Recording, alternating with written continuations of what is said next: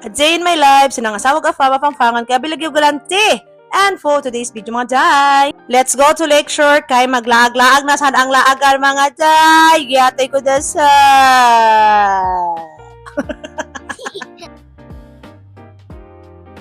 And this highway is brought to you by San Fernando, Pampanga. O diba, murag correct.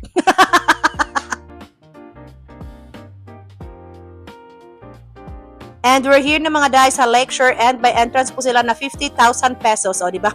Kamahal. Pero dahil VIP kami mga day, so wala kaming entrance. O, di ba? Ganyan kami kalakasan nila lang, day. Ano ba? Kung mahilig kayo mag-selfie, mag-picture, day, ng inyong mga ka-works, inyong family, day, let's go here na mga day. Oo, 50 pesos lang ang entrance mga day. Mag-i-enjoy ka sa mga lights, and everlasting smile nila dyan mga day. O kahit saan ka pumorma dyan, pack na pack, day. Apaka-colorful ng kapaligiran, o diba?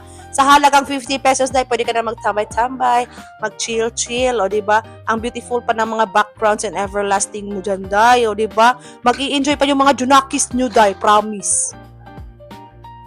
Ang aking kumari day, para nakakita ng artista na si Ann Cortez kung makakaway wagas, o diba? Napalingon tuloy silang lahat sa akin, mga day. First set. Ayan, para naman makapag-ikot-ikot kayo. At sa wakas day, nakita-kita ulit kami ng aking mga kumari, mga plastic, mga day, o diba? Ito yung pinaka-plastic kong kumari, o si Gloria Macapagal Arroyo, o diba? Joke lang. Love-love ko yung kumari kong yan eh, kasi nga happy pill ko din yan eh. Ikaw lang mo nagpapagaw!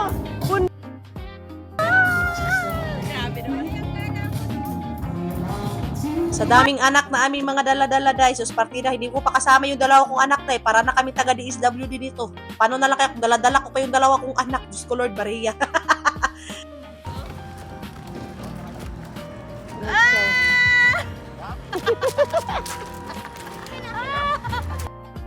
Ito pala yung trending na 20,000 blue roses mga day dito sa Lakeshore. And for me, beautiful naman siya. Pero sa mga matataas ang expectation, wag na kayo pumunta day kung hindi nyo ma-appreciate. Pero for me, okay lang naman siya day.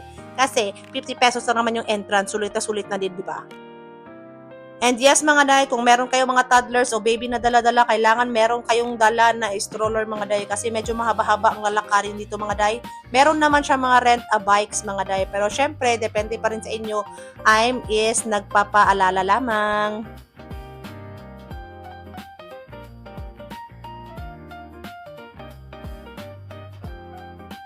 So, eto na nga mga day. Naka 38 points ako dito sa baril-baril day. Tapos, nagbayad ako ng 100 mga day. Tapos, ang napanalunan ko, yung kitchen na multo day. Yung kitchen na goose-goose.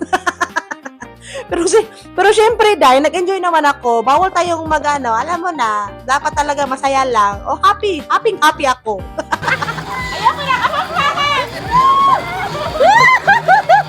Ay, 1 million! Buhay nyo. Oh my God! Oh, ay wala pa. At ito pa.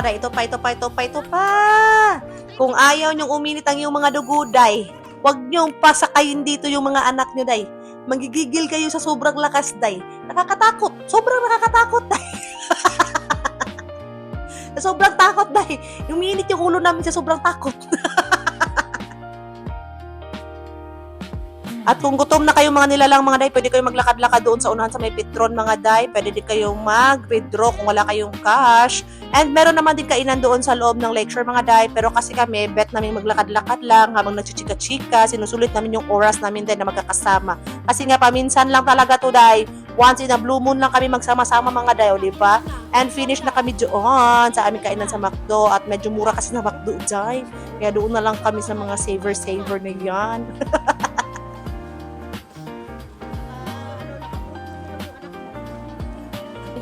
Wow, ibang trip.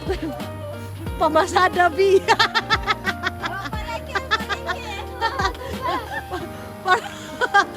And it's time to go home mga day. And that's all for today.